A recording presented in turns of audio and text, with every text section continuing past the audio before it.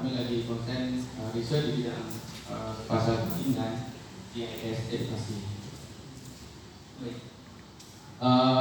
Spasial thinking itu adalah bagian yang esensial dalam meningkatkan pengetahuan berpikir. Salah satunya itu adalah dalam merepresentasikan, merencanakan dan menganalisis suatu wilayah serta mampu menghubungkan hubungan fisik dan manusia.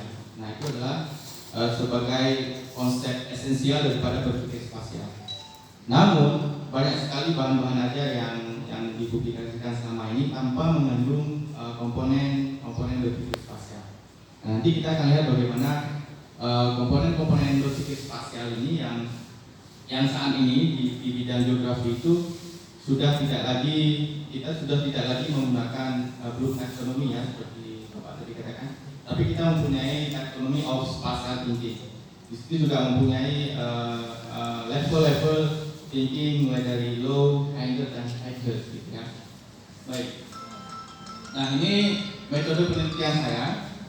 Penelitian ini menggunakan pendekatan R&D yang dirancang menggunakan model ADI yang terdiri dari 5 fase atau 5 langkah.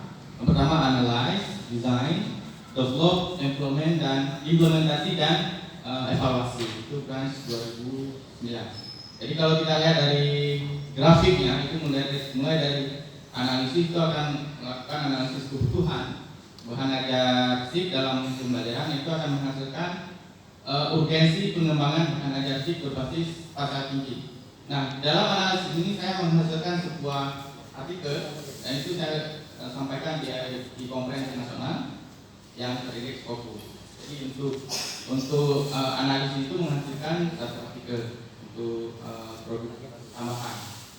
Kemudian desain itu adalah merancang model bahan ajar GIS. Jadi ketika kami merancang bahan ajar itu bukan menghasilkan produk bukunya, tapi adalah model konseptual mengembangkan bahan ajar. Nah, ini adalah luaran wajibnya, prototipe-nya. Nanti akan saya kasih nampak model konseptualnya yang saya publikasikan di jurnal nasional. Kemudian develop itu akan menghasilkan sebuah buku, dan buku sebelum diimplementasikan itu dilakukan validasi, ya. Itu adalah validasi bahasa, materi dan rencana. Itu akan menghasilkan draft produk 2. Kemudian uji coba lapangan dan implementasi. Jadi saya gabungkan antara implementasi sekaligus saya lakukan uji coba. Kemudian menghasilkan respon dari mahasiswa dan dosen yang bersangkutan. Kemudian saya revisi, kemudian saya evaluasi lagi. Kemudian nanti dari hasil evaluasi itu akan merefleksikan proses uji coba dan menyimpulkan hasil penelitian untuk penelitian selanjutnya.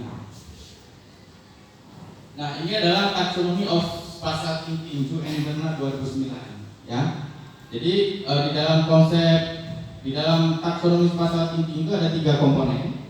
Yang pertama konsep of space, konsep spasial.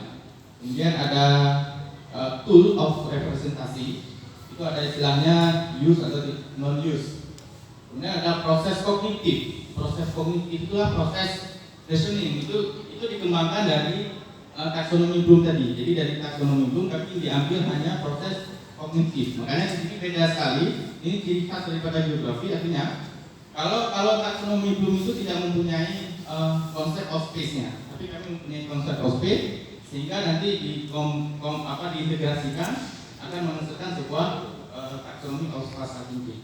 Jadi ada spasial primitif, kemudian ada simple spasial dan kompleks spasial. Jadi tingkat berpikir yang sangat tinggi sekali apabila mahasiswa berpikir menggunakan konteks spasial, kemudian use tool of representation dan output. Dan nanti output itu bisa menghasilkan, mengevaluasi, memprediksikan, membuat hipotesis dan sebagainya. Nah, jadi taksonomi ini yang saya gunakan di dalam mengembangkan bahan ajar GIS. Nah, hasilnya adalah pada dasarnya saya 3 fokus dalam penelitian saya. Pertama, saya menganalisis kebutuhannya dulu. Jadi sebelum saya kembangkan, saya lihat dulu bagaimana kebutuhan di kalangan mahasiswa. Jadi begitu saya lihat hasil analisis menunjukkan bahwa materi SIP berbasis spasial tinggi dibutuhkan oleh mahasiswa pendidikan geografi. Hal ini dapat dilihat dari total skor angket yaitu 77%. kebutuhan ini dilandasi oleh potensi mahasiswa yang saat ini yaitu menggunakan shift tingkat dasar, ya. Jadi mereka membutuhkan bahan-bahan ajar yang sifatnya kontekstual dengan berpikir spasial, yang lebih analisis spasial, gitu ya. Jadi kalau selama ini ada tingkat dasar, mereka membutuhkan bahan ajar yang lebih mendalam lagi. Kayak kami kembangkan. Baik. Kemudian, nah ini desain konseptual pengembangan bahan ajar. Cuman ini belum saya perhatikan karena belum berani, gitu ya. Nanti setelah jurnalnya publish, kebetulan ini masih in review. Dan kalau nanti udah publish baru saya berani menghadirkan karena ya konseptual ini betul sudah dipublikasi dan baru kita.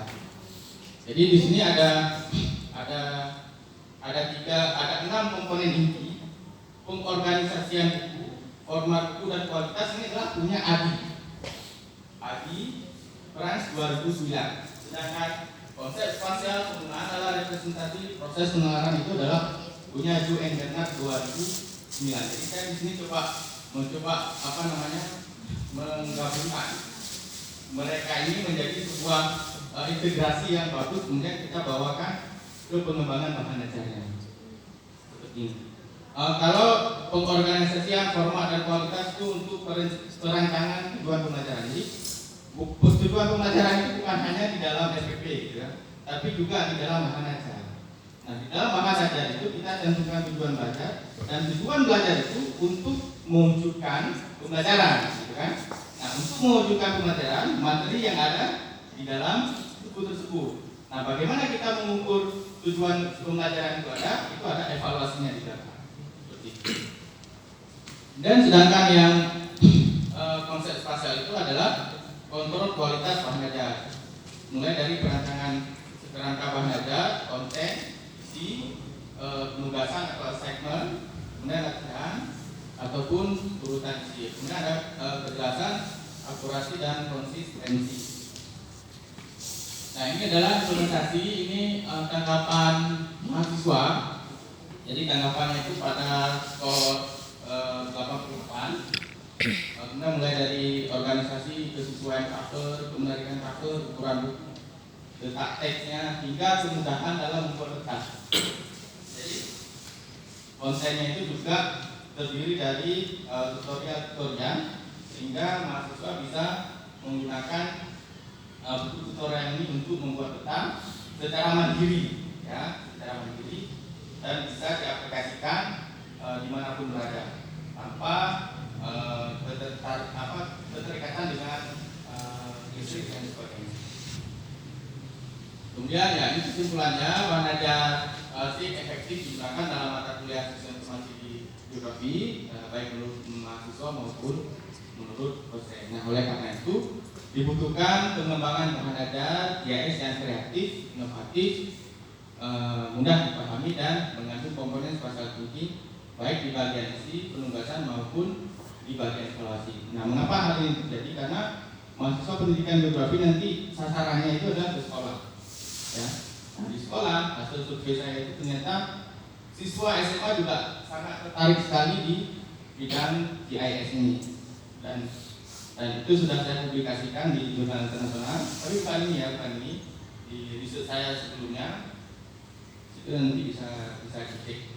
Baik, mungkin hanya